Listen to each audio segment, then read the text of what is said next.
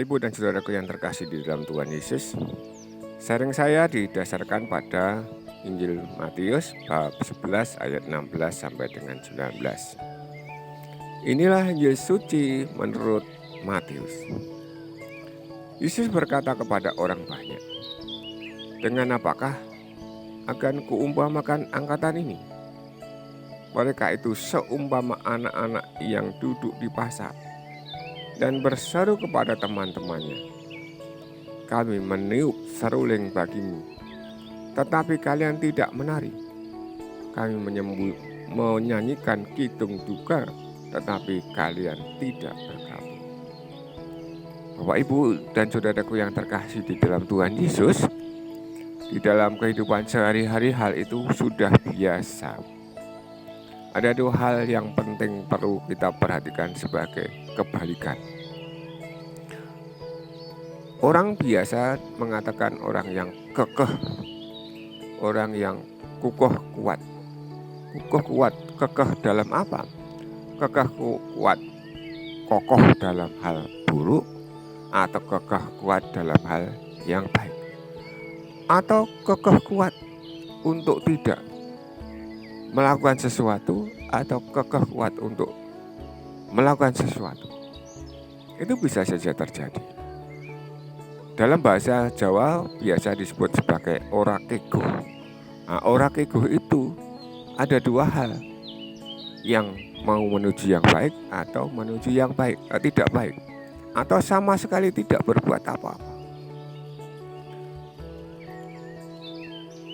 Bapak, Ibu, dan saudaraku yang terkasih di dalam Tuhan Yesus, di masyarakat itu ada contoh konkret. Misalnya, ini contoh yang gampang.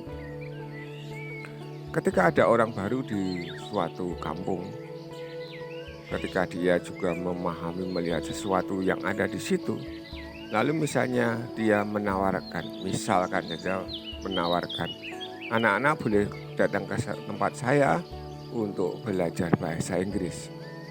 Lalu anak-anak di situ senang, suka kalau diajari bahasa Inggris. Tetapi orang tuanya tidak memperkenankannya. Karena apa? Karena mereka mengatakan itu kan hanya promosi saja. Nanti setelah anak-anak itu mau, senang, sudah datang ke sana, lalu kan dimintai uang. Ini yang contoh pertama. Lalu yang contoh kedua, ada orang di dalam kampung itu yang mempunyai ide yang baik. Misalnya tentang drainase. Mari kita membuat selokan untuk membuat agar kampung kita itu tidak tergenang. Nanti saya akan menambah dananya. Tapi ternyata apa? Ternyata kampung itu juga tidak mau. Tidak maunya bagaimana? Karena mereka mempunyai a priori tersendiri. Itu kan hanya cara-cara dia supaya dia itu cepat-cepat agar bisa diterima di kampung, karena dia kan orang baru.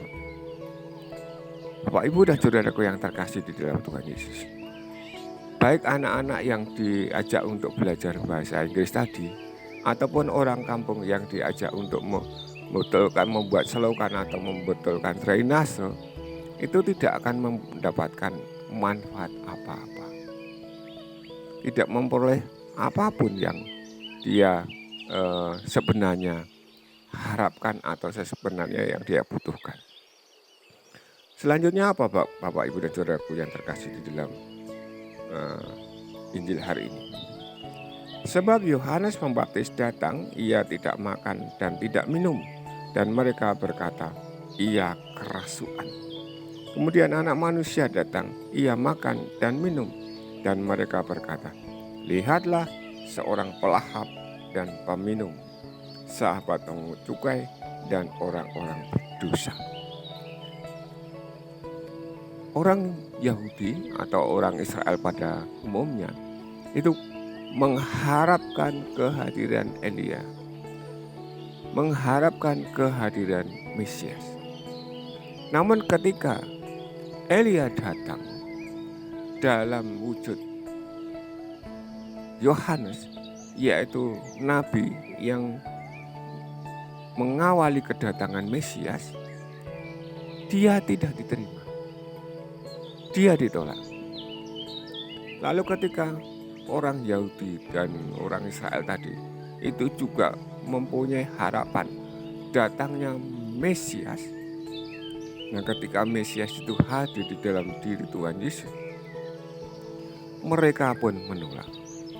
Yang satu dikatai sebagai orang yang kerasukan setan, yang kedua dikatakan sebagai pelahap, peminum, dan sahabat, pemungut cukai, dan orang-orang berdosa. Bapak, Ibu, dan saudaraku yang terkasih di dalam Tuhan Yesus, ada banyak pewartaan, ada banyak pengajaran.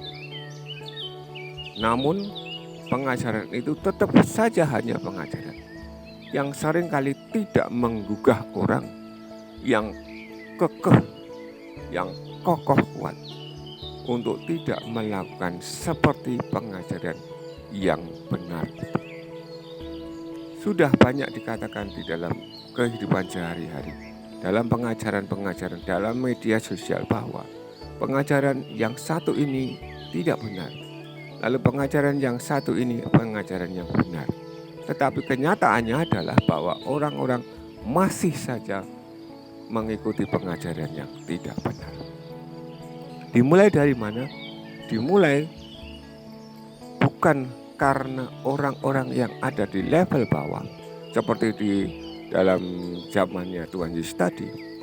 Orang-orang kecil itu menerima Tuhan Yesus.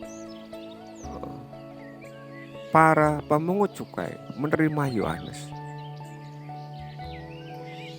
Para prajurit pun menerima Yohanes. Lalu bagaimana dengan mereka? Karena mereka dihalang-halangi oleh ahli-ahli Taurat, oleh imam-imam kepala, oleh para Farisi yang mereka menganggap diri mereka tahu bagaimana hal-hal itu akan terjadi. Kenyataannya mereka kokoh kuat untuk tidak ikut serta di sana. Kekeh kuat tidak mengikuti kebenaran.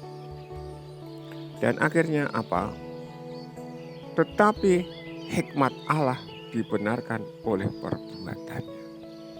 Bapak, Ibu, dan saudaraku yang terkasih di dalam Tuhan Yesus, bagaimana Yohanes bekerja, bagaimana Tuhan Yesus melaksanakan tugas ketaatannya dari Bapa, sudah kita ketahui sampai hari ini.